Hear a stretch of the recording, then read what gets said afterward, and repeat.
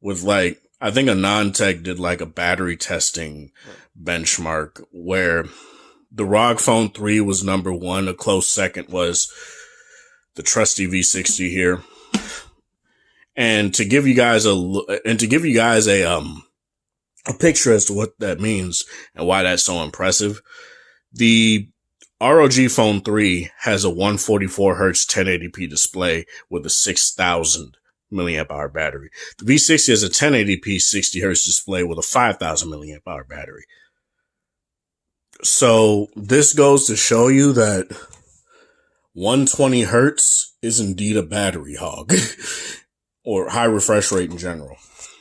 So if LG doesn't go with high refresh rate this time around, I don't really care.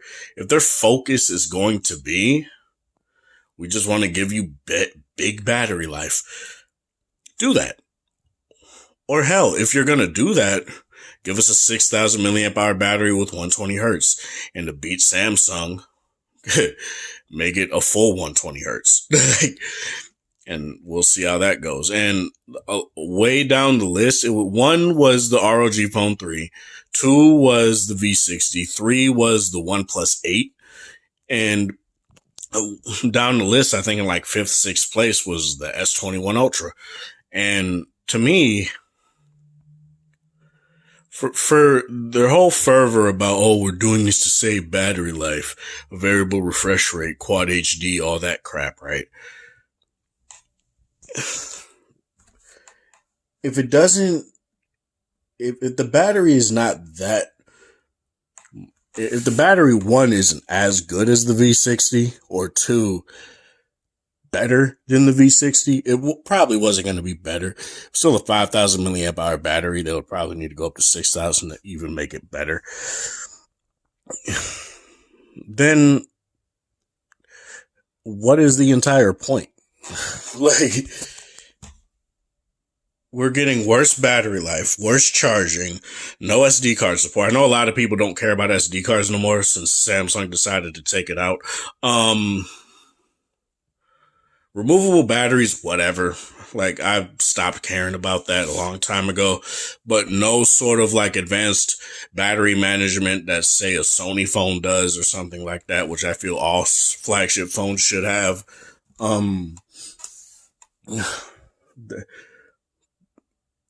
There's just something about what Samsung is doing to me that I just don't feel confident in saying that Samsung is the best that you can get in terms of nationwide, wherever you live. Because sure, the Exynos is better now and it's caught up to the Snapdragon 888 finally. But to me, if it's just caught up, I just don't know. There's better phones out there. I'm just getting an LG phone. That's not what I'm saying. There are better phones out there, better tailored for you. And to me, to just get a Samsung phone because it's the big cheese out here is stupid. Like, it's just dumb. But that's all I really want to say for this. Let me know in the comment section below what you guys feel. This is Sparta. Thank you guys for watching. Thanks for support. Hope you guys have a wonderful Friday, whatever time of day it is in your area. Have a good one. So this is something that I felt I wanted to talk about for a bit, but I haven't really gathered my thoughts on it enough to make a concise video about this. But now I feel my thoughts are gathered enough to where I can talk about my whole issue with Samsung in general and how they've grown to lost me in particular, but a lot of other people like me that don't just buy Samsung phones because it's a Samsung phone and bought their phones because they did a lot of things that other phones just didn't quite do in terms of Android, right?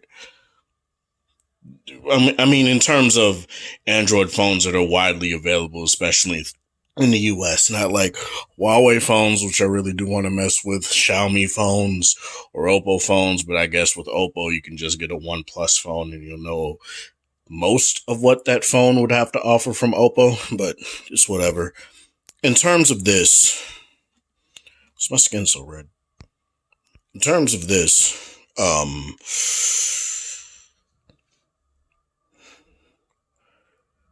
Samsung started to pivot from the power user, as we like to call it in, smartphone land, with the Note 10.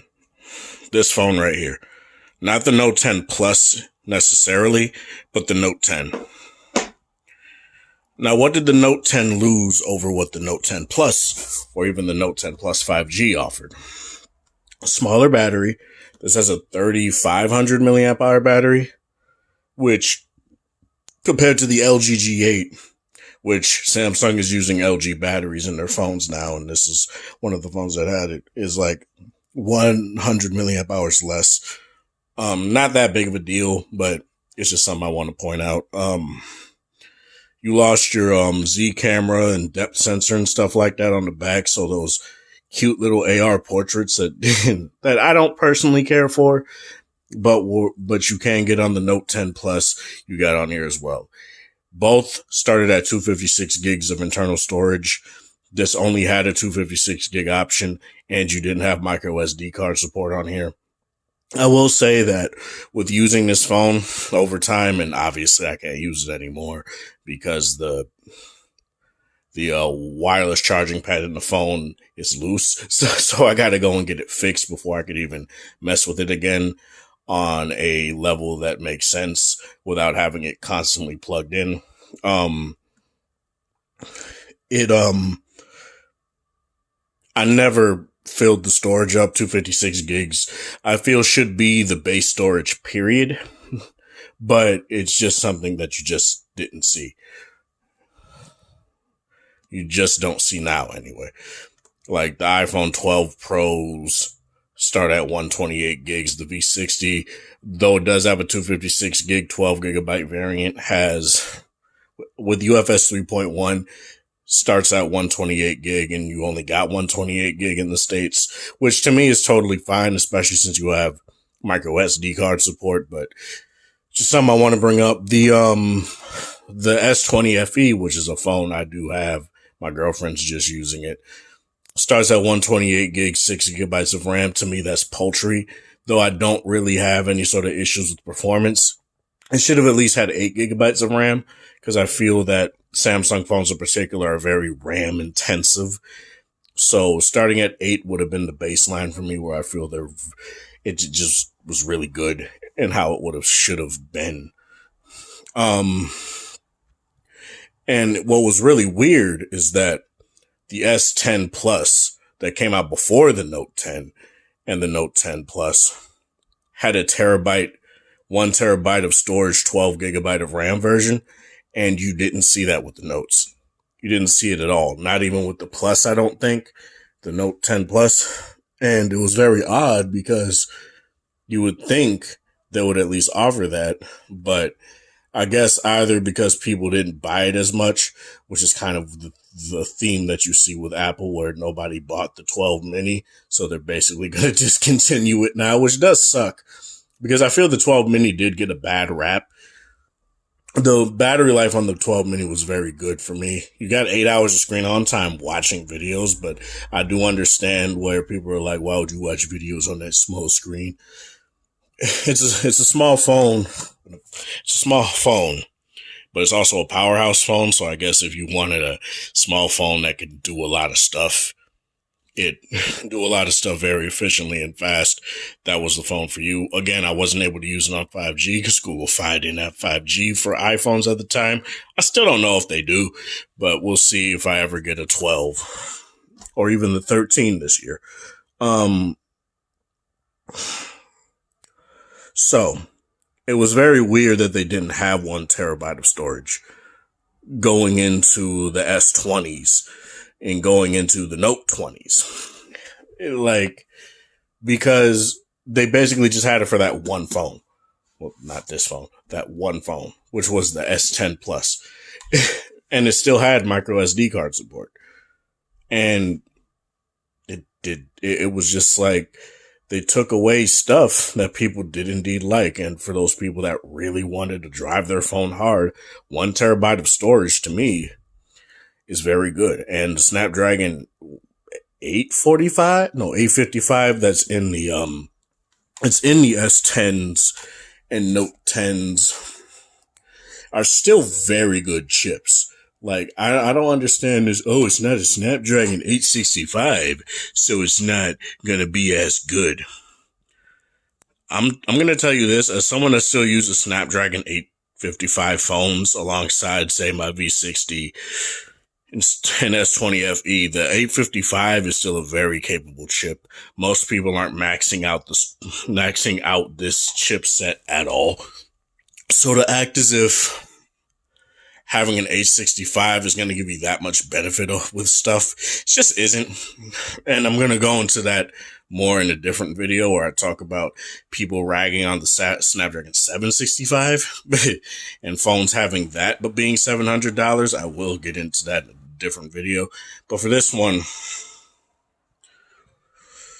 Samsung now is becoming more and more like Apple.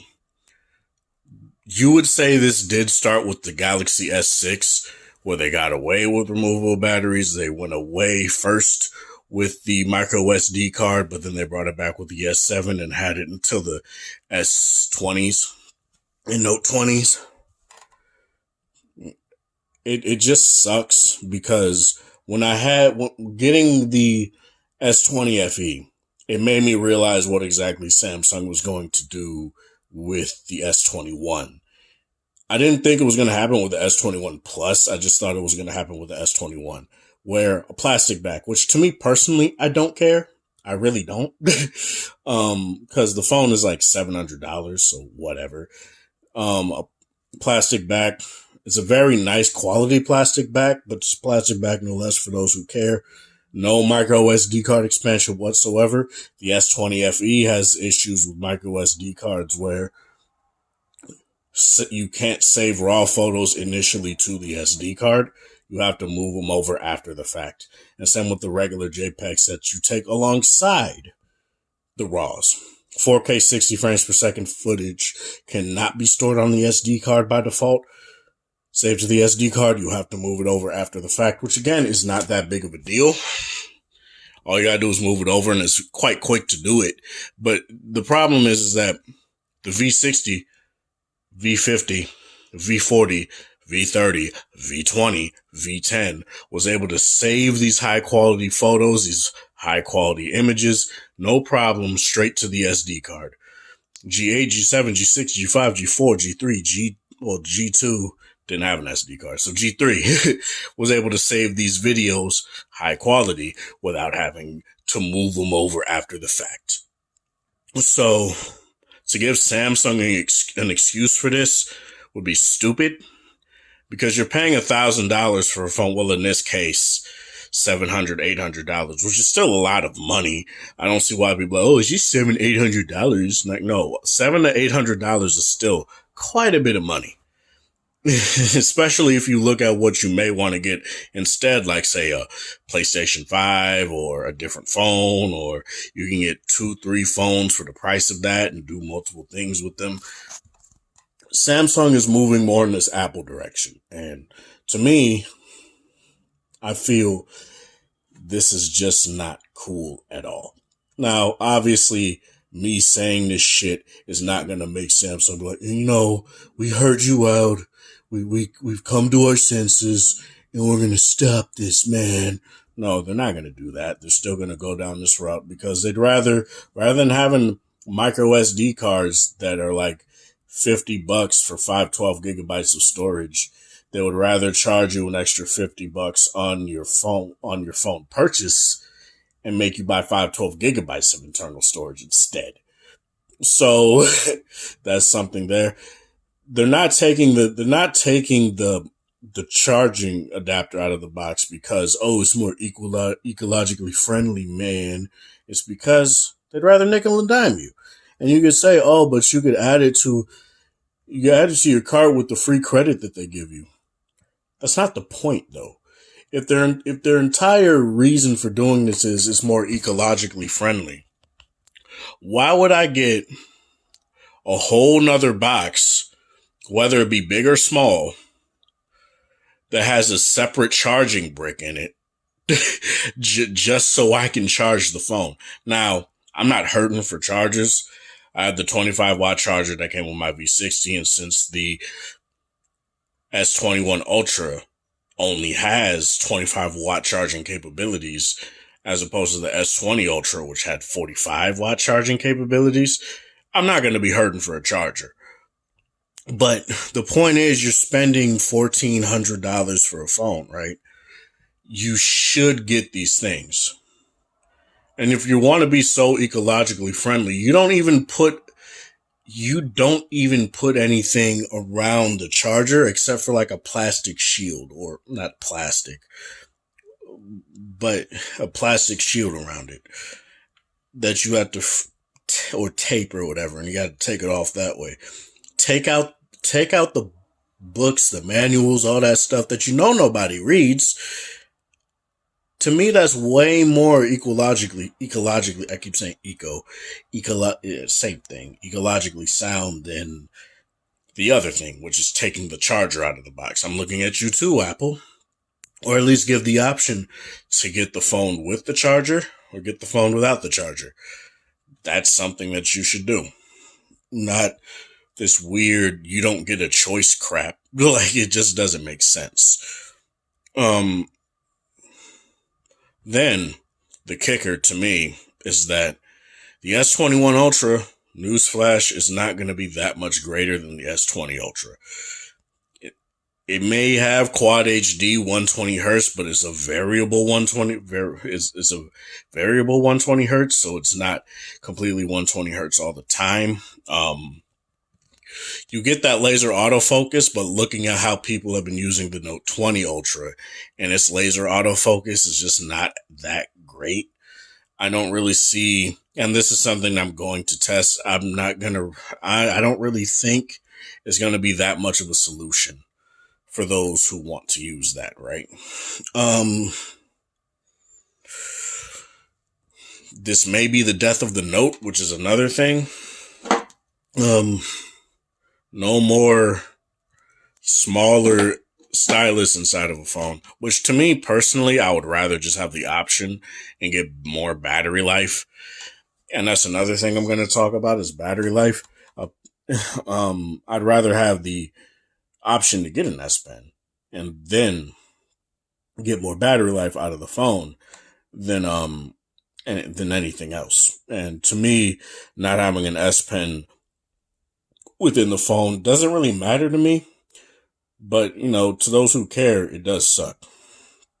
But the Snapdragon 888 was supposed to be, it's for the most part clocked pretty much the same. In terms of benchmarks, it's marginally better than the 865. You have an integrated 5G modem within the chipset, so that should be better in terms of for battery life and stuff like that. But what I've seen